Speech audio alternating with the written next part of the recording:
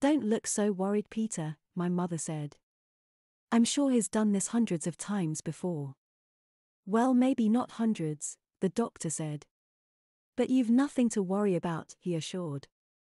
Nothing to worry about. That's easy for them to say. All I recall from last night's dream was looking at myself in the mirror, clad in feminine garments and being told that the upper garments I wore were special training ones for boys. Special because it's designed in such a way that it cannot be removed by the wearer. It's not the sort of dream that I want to recall, either consciously or subconsciously. I seldom seem to have normal dreams. Just weird ones where I'm somehow forced or encouraged to wear girls' clothes. More often than not, I wake in a cold sweat and struggle to get back to sleep. Pay attention, Peter. The doctor's speaking to you. My mother said as my mind visibly wandered. Sorry. I gulped. You were saying? I was saying that after a little dream analysis, we'll hopefully get to the bottom of why you're not sleeping too well, the doctor reiterated. Hopefully. I gulped. Now, if you'll just concentrate on the watch, and try to clear your mind of all other thoughts. The watch swung like a pendulum. I followed it as best I could. I tried to clear my mind whilst the doctor calmly recited a repetitive string of hypno cliches. Relax. Clear your mind. Concentrate on the watch. Your eyelids are heavy. You're feeling drowsy. Empty your mind. Follow the watch. Blah blah, blah. Right, well, thank you. We won't keep you any longer, doctor, my mother said. Come on, Peter, let's get you home.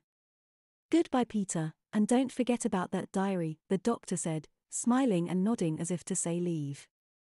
I've witnessed hypnosis on TV numerous times, and since I'm unsure whether or not he actually hypnotized me. I'm presuming he did. But asking one way or the other seemed silly. Surely I'd know. I don't recall having a conversation about a diary, yet I knew exactly what he was talking about. I'm to keep a diary next to my bed so I can write my dreams down the moment I awake. Maybe that proves that he really did hypnotize me. It felt strange as we left the surgery. Like I'd just woken up and hadn't quite come round. I climbed in the passenger door of my mother's car. Am I going straight to school or home first? I asked. Home first, you can go in this afternoon, she replied as she fastened her seatbelt. She turned the key and as the engine chugged to life, said, well, that was certainly an eye-opener. What? Listening to your dreams. I gulped and feared the worst. What did I say? I nervously asked. Why don't you have a listen, she said, pulling a cassette from her pocket and handing it to me. What's this? I knowingly asked. It's the recording of your hypnosis, she replied. Pop it in, she suggested, nodding towards the in-car cassette player. I'd rather listen to it at home. I replied. Was I out for long? 15, maybe 20 minutes or so. Don't you remember? Well, no, 1 minute he was dangling that watch in front of me and the next you said let's go. It must feel very strange, she said. I've never been hypnotized before, she added. I didn't reply, but did try to recall if I felt anything at all. Very little was said as we drove home. I stared out of the window and watched the urban sprawl morph into suburbia and eventually into open countryside. The cassette felt warm in my hand. I know my dreams are weird, but I tend to forget them soon enough. I'm not sure if I want to hear them in detail. Mum slowed down as she approached the hamlet. As usual, she smiled and waved at the locals on the way through. Our house is on the far side and as sod's law of it, we have to wait for a humongous cattle herd to cross from one field to another before we can continue on the final 50 yards of the journey. It's times like this I wish we lived in town again. Mum said as we waited. Unlike traffic lights, the herd can take 5 or 10 minutes to cross and they do it twice a day. We could have listened to all of that at this rate. Mum said, noticing the cassette that sits uncomfortably in my hand. Eventually, the cows crossed and the road was reopened. The farmer gave Mum a cheery wave and she smiled and waved back, before chuntering under her breath about building a tunnel. "Why don't we give that tape a listen?" she suggested as she pushed the eject button on the kitchen cassette player. "I'd rather listen to it on my own, in my room," I replied. "And I'd rather you listen to it with me, in here," she told me as she held an expectant hand out. "Thank you," she chirped as I placed the cassette in her palm. Listening to one's own voice is always slightly odd. "That doesn't sound like me," was my initial thought. It began with the doctor asking me to confirm some simple details such as my name, hometown, if I knew what day it was, and strangely, the color of the sea. I couldn't help but snigger when I heard my reply, a green, a blue, a gray. "Did you have any dreams last night, Peter?" "Yes." "Can you describe it for us?" "I was in my room and my mum." "Well, I think it was my mum. It could have been an aunt or someone. Anyway, she was telling me how nice my undergarments were and I looked down to see I was wearing girls' undergarments." "As in, knickers?" "Yes, and bra." I glanced nervously at my mother and insisted that I don't recall any of this. Mum advised me to just sit and listen. "What color were they?" "Blue." "Anything else?" "They were really tight." I tried to get the bra off but I couldn't. Mum, or the woman, said it was a special bra that I can't remove by myself. She challenged me to try again. "And? Could you get it off, Peter?" "I don't know. I don't think so. I think I woke up. I remember the very last bit. I confessed to my mother about the bra." I gulped. "Shush." Mum hushed. "It's important that we listen." And the night before last. Did you have any dreams?" "Yes." "Can you describe it for us?"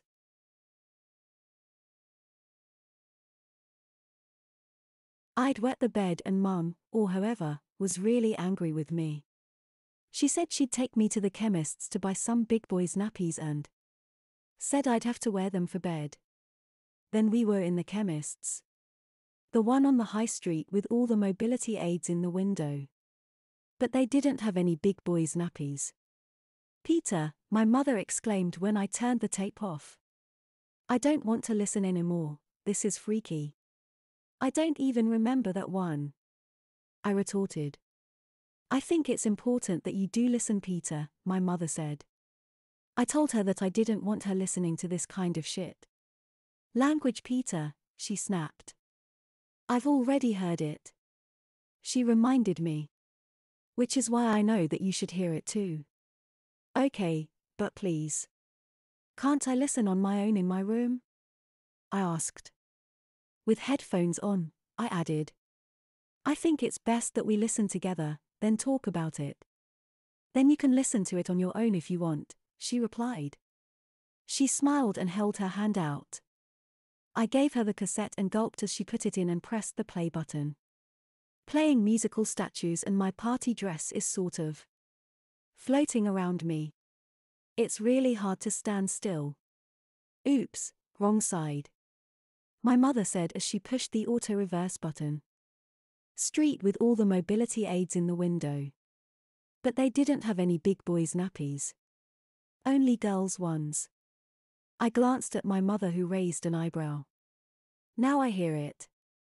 I do vaguely recall a dream involving girls' nappies." I gulped and hung my head as the cassette rolled on, revealing details of my dreams that even I can't recall. Well, not whilst fully conscious anyway. And bought a huge pack. Too big for a carrier bag.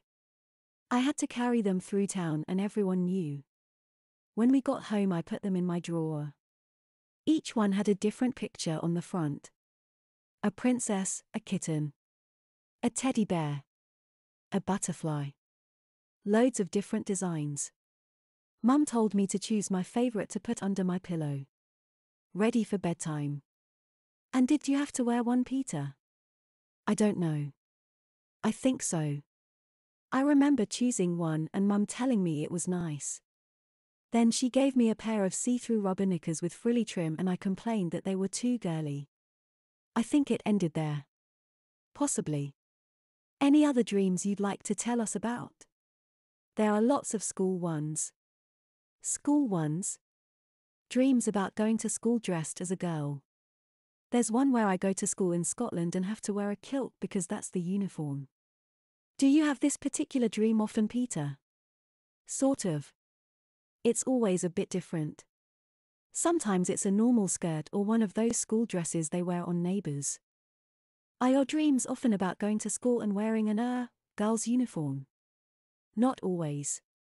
Sometimes it's a swimming lesson but I'm wearing a costume because I forgot my trunks. One week the scoutmaster was sick so we had to go to guides instead. And you dressed like the other guides? We had to. So it wasn't just you. It was all the other boys too. Yes.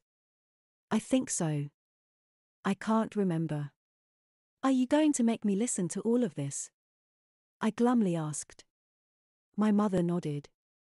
Have you any idea how shameful it is for me? I can imagine that it's not pleasant. But it's important that you hear it. I'd rather destroy it and forget about it. Oh, I'm sure you would, Peter. But forgetting about it will be easier said than done, she retorted. The only way we're going to get to the bottom of this is to tackle it head on. I hung my head. I guess she's right. I turned back into the uncomfortable revelations emanating from the cassette player. Cousin's back garden, there's a fish pond. I don't know how but I fell in. We only went for the day so I didn't have a change of clothes and had to wear one of my cousin's dresses whilst my clothes dried on the washing line. He did fall in that pond once. But I can assure you he didn't. Try not to interrupt his chain of thought. Peter? Yes. Could you tell us about any other dreams where you've ended up wearing girls' clothes? Yes. I am trying to convince a teacher that I'm in the wrong class because this one's full of girls.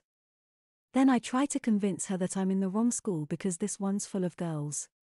I tell her I'm a boy and shouldn't be here, and she tells me that lots of boys go to girls' schools. Then I realize I'm wearing the same uniform as the girls and I take my seat. But I'm still angry because the teacher keeps calling us girls and she knows. It's an interesting theme, isn't it? My mother smugly stated as the tape ended. I couldn't rely on. The blood was rushing to my head and I'm certain I must have been purple with embarrassment. This is why I didn't want to tell him about them in the first place, I told her. I can remember tiny bits. Enough to know just how weird they are. But hearing the finer details is horrendous. I hoped she'd see sense and not let the cassette turn itself over. I don't even think about this stuff when I'm awake, so why I dream about it I've no idea. I truthfully claimed before suggesting that we don't listen to the other side. Burying your head in the sand isn't going to help. I've no idea why you dream about these things either. But we're not going to find out by ignoring the evidence, she replied. Isn't this thing supposed to turn itself over? She asked and she stood up and began fiddling with the cassette player. Only if it's set to. I informed her.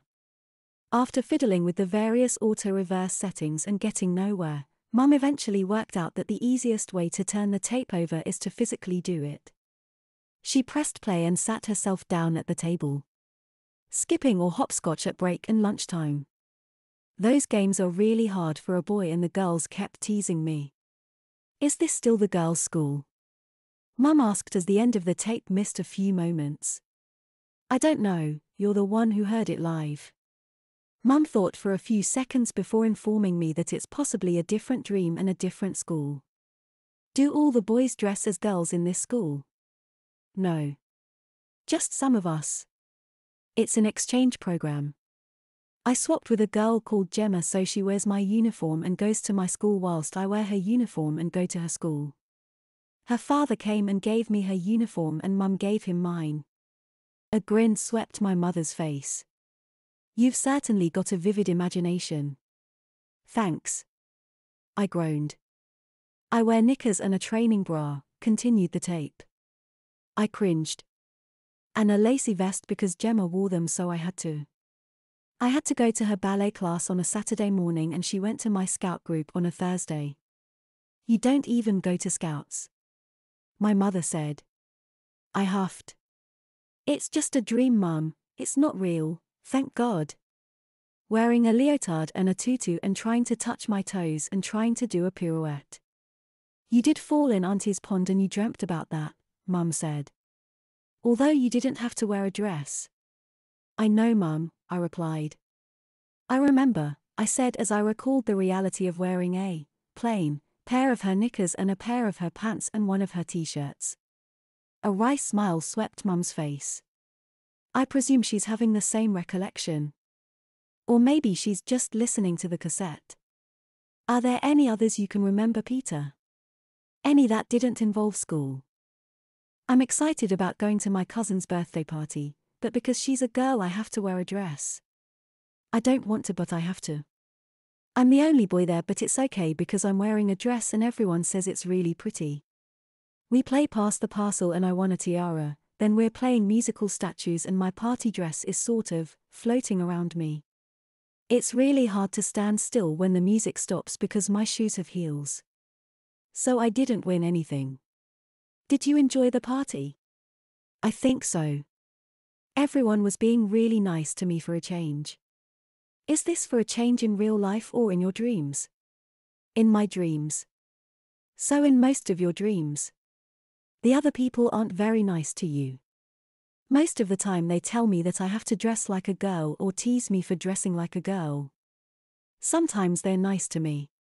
Do you like dressing like a girl? In your dreams? No.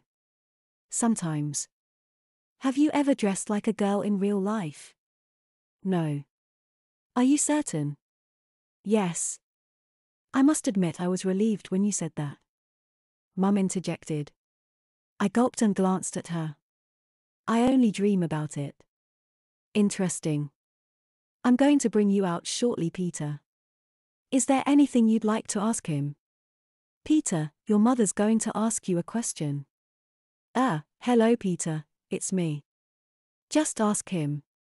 He knows your voice. Sorry, yes, of course. Peter. If you had some of the clothes you've been dreaming about, would you like to wear them? I don't know. Maybe, would I have to wear them? Not necessarily. Anything else? No. Okay, Peter, I'm going to leave you under for a few minutes whilst your mother and I have a quick chat. You shall not listen to this conversation. Think about last night's dream instead. Talk about an uncomfortable silence. I thought my heart was going to pound out of my chest. I fumbled my fingers nervously and gulped audibly.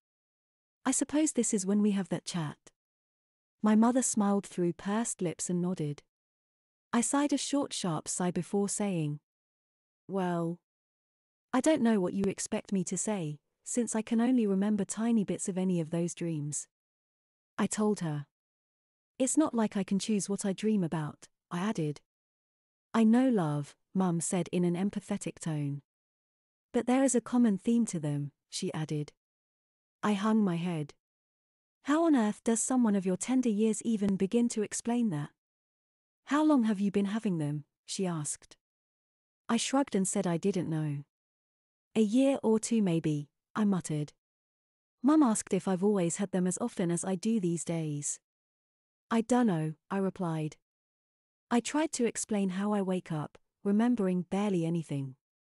This is apart from maybe one tiny detail, and half the time I forget what that was by the next day. However, I got the feeling that my mother thought I was just being evasive. Some of them I can remember for ages. Like the one when I had to play hopscotch with the girls at playtime instead of soccer or tag with my mates. I told her. And were you dressed as a girl too? She asked.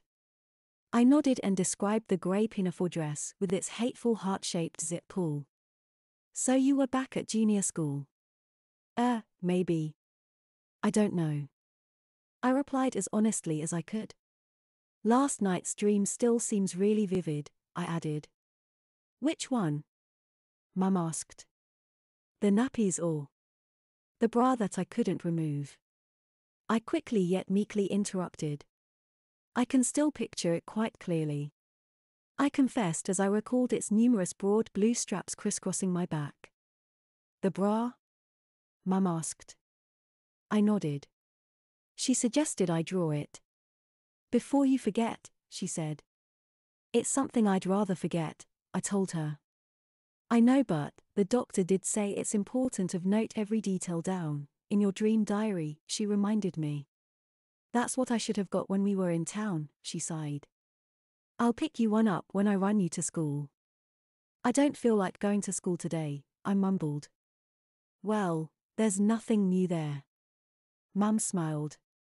She got up and put the kettle on, asked me if I'd like tea or coffee. I asked for a coffee. She put a piece of paper and a pencil in front of me and suggested again that I sketch the bra I'd dreamt about wearing. Can't I just forget about it? I asked. Mum smiled an empathetic smile. I don't know, Peter, can you? She asked. I found myself describing the bra as I sketched it. How its straps crisscross at the back and the additional straps that come from around the armpit and around the back of the shoulder and around the neck. I don't think it's supposed to be. I replied when Mum said it sounded uncomfortable. She looked at my rough sketch and asked what it looked like from the front. Just like a normal bra, I said, taking the paper. But with a kind of collar. I added as drew an even rougher sketch. Mum picked it up and said it looked a bit kinky. What's it made from? She asked. Some sort of satin, I guess, I replied. With a little bow just. I placed my hand in the center of my chest. Mum smiled at me and told me that most bras have a bow there. Did you dream about actually getting into this thing? She asked as she looked at my rough sketch. I can't work out how you'd put it on, or what stops it from being removed, she said as she put my sketch down in front of me. I dunno, I was just wearing it. I replied. I cocked my head and studied my sketch, trying to work out how it would work. And knickers too. I recall. Mum asked. I frowned and nodded. She asked me to describe them. They sound like control knickers, she said. Blue too? She asked. I nodded. Nice. She smiled. They really weren't, I replied. I know it was just a dream, but I was wearing them and they were really, really tight. Control knickers are supposed to be tight. She casually informed me. The kettle boiled and Mum spent a moment making 2 cups of instant coffee whilst I reflected on the morning's events. Are you absolutely sure that you don't think about wearing when you're awake? No. I insisted. I mean, only after a dream when I think, I told her. I don't sit around daydreaming about being a girl. Whether Mum believes me or not, I don't know. Under the circumstances, I wouldn't blame her if she didn't. But you do fall asleep and dream about being a girl, or at least dressing like one. I gulped. I know, and I wish I didn't. I know what you're going to say, Peter. But maybe if you did have some of the... No. I haven't even finished yet. I know, but you're going to say. If I had some girls' clothes and wore them, then I might stop dreaming about them. I bluntly replied. And the answer's a definite no. Because when I asked you under hypnosis, it was a definite I don't know, she reminded me. Which is a long way from yes. I quickly retorted. It's not even a maybe. I added for good measure. A maybe is precisely what it was my mother claimed. I didn't like the way this was going. Given the choice, I think I'd rather dream about it than actually do it. Yes, I suppose, my mother conceded. She cast her eyes over my sketch for a moment. This isn't a bad sketch, you know. I like the little bow detail, she smiled. Very nice.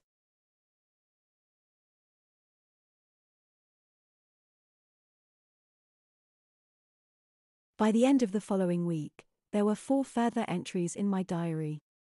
I hated writing them down, but my mother seemed to enjoy reading them. I was tempted to write nothing and claim that my strange dreams had stopped. But on the one hand I knew that my mother wouldn't believe me. And on the other, I hoped that by writing them down, then maybe they would eventually stop. I still find it interesting that in none of your dreams you actually want to dress like a girl. Yet you don't seem to protest too much, she said. I replied with a blunt and possibly dishonest I do. Mum smiled at me before rereading the most recent entry in my dream diary. It was just a run-of-the-mill school-based dream in which I'd slipped down a grassy bank and my trousers got all muddy. And such is the nature of my dreams. All they had in the lost property box was skirts and PE kits. I recalled protesting after putting it on. My bare hairy legs looked ridiculous. Especially with my boys' shoes and socks. The compromise was a pair of tights. Which did feel better since the skirt was quite short. You protested but not much. Mum told me before asking if I came home wearing my skirt and tights. They weren't mine. I insisted. Before recalling the closing moments of that particular dream. I didn't even get as far as going back to class before waking up, I replied. I wonder what I'd have said if you did come home dressed as a schoolgirl, my mother mused. What on earth are you wearing? I dryly suggested. My mother smiled and said that the reason was feasible. I can imagine there being a limited supply of lost property. And you couldn't spend all day in damp muddy pants, she said. I doubt I'd have been annoyed or angry if it happened in real life. Well, thankfully it didn't. I retorted. My mother and I had this sort of chat every few days. It was uncomfortable for me. Recounting my dreams and trying to describe the clothes, underwear or nightwear I inevitably wore. After a month or so my diary had numerous entries and my mother seemed to relish reading them. She wanted to know if my school skirts were pleated or A-line, plaid, or plain. If I wore tights or knee socks. She'd try to encourage me to recall the color, style and fabric of the dresses I wore. What my footwear was like if I had girly or boyish hair. Mum, it's bad enough having the dreams and having to write them down. I'd rather not talk about them all the time too. I'm just trying to spot a pattern, she replied in a defensive tone. You want these dreams to stop, don't you? She asked. Yes, I replied. Well, the only way we can do that is by recording and analyzing your dreams, she replied. And that means talking about them. I sighed and frowned. I know, it's just embarrassing, I admitted. You must think I'm a right. I think nothing of the sort, Peter, she quickly interjected. If anything, I think the way you're tackling them is really quite brave, she said. It'd be far easier to pretend you're not having them. I appreciated her words but felt somewhat patronized. I cast her a pursed smile before exhaling slowly through my nostrils. The next morning I woke with no recollection of having a dream that night. In fact, I didn't dream the following night either. But the next night, I had a most vivid dream in which I'd got in trouble for snapping the girls' bra straps at school. My mother, or mother figure, was asked to come in to meet with my head of year. Between them, they decided that the best way to both punish me and curb my teasing of the girls. The punishment would be to make me wear a bra. As my mother read the entry in my dream diary, she asked if it was one that I couldn't remove. I shook my head and said it was a normal one. My mother asked what color. White, I replied. And did you have to wear matching knickers too? She asked. I wasn't sure, so replied with a maybe. And did everyone at school know about your bra? I nodded. They could see it through my shirt and the girls kept snapping the strap. Mum smiled. So you learned your lesson then? I shrugged. I guess, I replied, before saying it was only a dream. I felt myself blush and guiltily I nodded. Mum reminded me that I need to state that fact in my diary. The doctor's going to think I'm a right freak when he reads this LOT. I said as I wrote certain words alongside the entry. I doubt he'd think anything of the sort, she claimed. He's a professional. If you say so, I replied, unconvinced.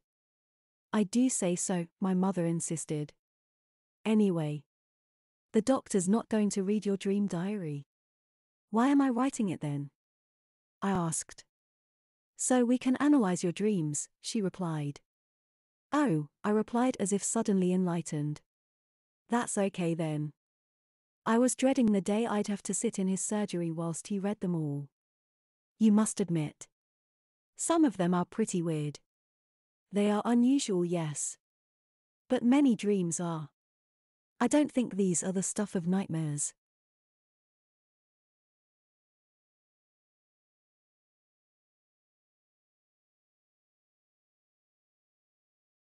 The days and nights passed and my weird dreams continued. Not every night, but I'd have 3 or 4 out of 7. Writing the details down in my dream diary became a habit and my descriptions gradually became more and more eloquent. My mother particularly enjoyed reading one in which I'd been chosen as one of the 6 attendees to the May Queen. And the fact I was a boy didn't seem to matter. I wore a cream dress with a lilac floral print. It had short puffed sleeves trimmed with white lace and I wore a garland of daisies in my hair. I can just imagine you and the other girls laying floral tributes at the May Queen's feet. My mother said as I blushed. It's anything but charming, Mum. I retorted when she described it as just that. It's a lot more charming than some of your other dreams, she replied, reminding me of the common forced or punished dreams. This one seems like you're having a relatively nice time. Yeah, till I woke up and felt like a freak. You're not a freak, Peter, my mother insisted. You're clearly very imaginative and creative. I felt patronized. There's nothing normal about dreaming about dressing as a girl and Mum knows it. The whole point of this dream diary exercise is to bring an end to my weird dreams. But my mother seems to be enjoying my dream diary a little bit too much. I began being deliberately vague when writing my dreams down, which did seem to curb my mother's enthusiasm. For a while anyway. Then, one Friday afternoon, Mum tells me she's got a surprise for me. What? I asked. Remember this, she said, showing me the very rough sketch of the brutal training bra I'd drawn. An audible gulp was my only reply. Well, she said, I got you one made. My jaw dropped as she showed me an almost perfect representation of the bra I'd dreamt about. Even the pale blue color was right. She was clearly proud of the fact that she'd found a proper corsetier to make it. But, why? I asked. I was intrigued by it, she replied. I can't wait to see if you can get it off or not, she grinned. With my jaw still on the floor, I simply couldn't speak. I got you some big knickers too. She showed me a pair of control knickers in the same pale blue as the bra. In spite of the fact I hadn't sketched them. They're very similar to those I wore in that particular dream. I don't have to wear them, do I? I asked, fearful of her reply. I didn't buy them to look at, she smiled. Well, not for you to look at anyway. But, I gulped. I can't wear that. Of course, you can, she replied. No one will know but me and you, she assured. But, that's not the point, Mum. My mother shrugged and asked me what the point was. I didn't know. All I knew was that I really didn't want to wear that bra. Or any bra for that matter. Bringing your dreams into reality won't do any harm, Peter, and you never know, it might do some good, she explained. You do want these dreams to stop, don't you? She asked, tapping the cover of my pink girly dream diary. Yes, but if it means dressing like a girl in real life, I think I'd rather just dream about it, I replied. My mother said she understood, but that didn't stop her from talking me into giving the bra a try. Right there in the kitchen, I removed my school shirt and tie. It wasn't at all easy to get on since it consisted of a collar and multiple crossover straps.